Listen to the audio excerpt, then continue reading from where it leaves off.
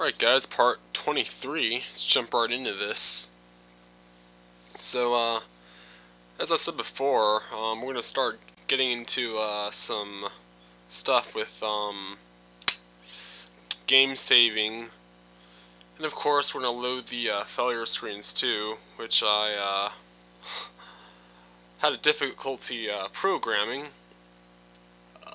Of course, it wasn't in this one, but eventually I will go back. Yeah, seriously, I should probably make a video, a mini series of me basically just failing and raging because it took me an hour to pretty much configure the best method for the schematic of which the game will load the individual failure screens, because they're not all the same. They all have their own synchronization with the level set, so it's pretty I'm not really fond of how I programmed it, but you know, again, I never quite said that I was pro at this, so I'm not too disappointed in myself for spending an hour on that. But yeah, so it's Friday. Awesome. I gotta say, I think I've uploaded one yesterday or the day before that, and God, the weather was perfect the other day. Like, seriously, it was amazing. A nice little subtle breeze. It wasn't you could see the sun sort of. It wasn't quite cloudy. But it was like a perfect, temperate weather. Loved it. And now all of a sudden I got off the bus. I'm like, okay, awesome. Let's walk home. And all of a sudden, right away, you could immediately notice the dramatic rays of the sun beaming down your skin. Not that the air was hot, but it was more or less the actual sun rays were very sharp. You could feel piercing your skin. It was very uncomfortable. Although it was pretty cold though when I went inside. But then went for my stroll about an hour later. It was pretty cleared up, and so yeah, that worked out in my favor. But so I was kind of thinking, do some save mechs. I've never really experienced how to do that. Actually, let me go ahead and look at it real fast. Let's see. Let's go and look at this here. Let's open up Game Maker. Might hear some typing, clicking again. Let's see, Game Maker. Okay, that's weird. Game Maker. Alright, well that's interesting. I guess Game Maker is not in my start bar. It's weird. Alright, no matter. I'll just go down here and go to my desk screen. Here we are. Awesome. Okay, a nice little F1 menu, which is greatly helpful, for people who just get this, Like, when I first got this, I used the help menu a lot. The index and content search, and I was able to learn quite a lot just from that. Eventually, I just used YouTube for the rest, but first starting out, so I kind of looked at the tutorials, not the actual panel that they force you to be like, oh hey, awesome, go through all this and make this little fruit game. That's not quite necessary. You can learn this quite easily just by looking at the examples and such. So, you know, it's not quite a necessity. So let's see, save, type that in, enter. Okay.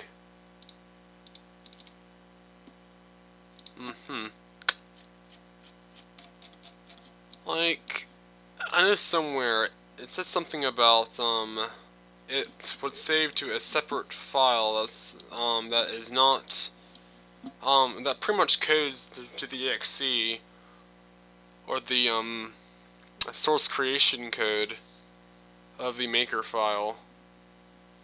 And I guess when you load, you would have like an interface that you would choose that file to, to load from. So I'm not quite sure if you can make multiple saves or if it will just overwrite the previous. I'm not quite sure. I've never really made a save mix, so this will be definitely interesting to do. Can't wait to try that out and fail. But so yeah, as some of you may have noticed, I actually went back and started changing the titles and whatnot for my videos of GameMaker. I used to have, like, you know, episode, you know, so and so, and then part so and so. I just, you know, I took an episode altogether because I was gonna, you know, completely structure this in a different way when I first started out. And of course, as I progressed, I'm like, that's just redundant, you know. It's I changed my mind on what I was gonna do. So there's no, you know, episode, so, and then part, you know, all you see now is part. And it's quite short, and it's more searchable too, so that's also a good thing. So what's up, guys? Yeah, I heard about what was it, GameMaker Studios. I've looked into it. Looks pretty cool, pretty neat. I've yet to get it, but it looks, you know, totally sweet. Pretty slick. For what I do, you know, I wouldn't imagine that there's any need for me to upgrade, or not really upgrade, but to download the Studio GameMaker. I suppose I could, just to see how it's how it runs, you know. I would imagine that it would run quite awesomely. See, I think someone actually mentioned it in a previous comment. Yeah, it looks awesome indeed. So, have some water here. Get my man, I'm like super thirsty all the time. I don't understand why. It's weird. I tend to get like really thirsty for water and such. Hydrate myself. So for the most part, I'd imagine we would oh yeah, in a previous video I actually took out the courser. I don't know. I suppose it's more preference than anything else. I didn't really see a problem with the courser being here or not here in these GameMaker videos. However, in the other LPs that I do, I'll definitely be taking them out from now on, because you know, during one of my my other LPs, it for some reason it randomly appeared like in the middle of the screen during the recording. I didn't actually see my own cursor, which was very odd. Only the output could see it, so that was a bit disappointing. So whenever I was done recording, I'm like, okay, It wasn't there for the entire video, obviously, but it was there for quite a large chunk of it, and that was just, sloppy on my part. I didn't think that would actually happen, or if that could actually happen, because my actual cursor was outside the interface.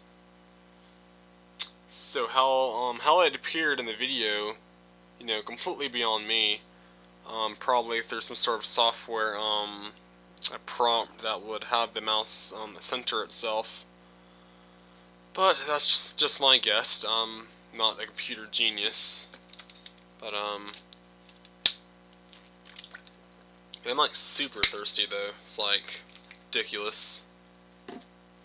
Yeah, you guys ever get like that? You're just like doing something or like talking to someone, and all of a sudden you get like really thirsty. You're like, what the heck? As you can see, I have all these constant checks, which some of them are completely unnecessary because you wouldn't really have the opportunity to break the gauge. But yeah,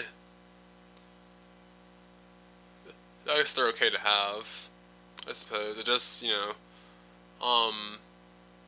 more mechs that you have in your game, the slower it becomes, or the harder it becomes to run through your computer, of course. So I would only put what would be necessary in your game. I wouldn't, overload it with stuff that you really don't need. But yeah, this is looking pretty complete. I've been thinking about the whole environmental thing, like, having like different environments, like say, a fiery region or a ice region, sort of, in the block change. And there's our death animation into effect. Of course, we need to set the restraint,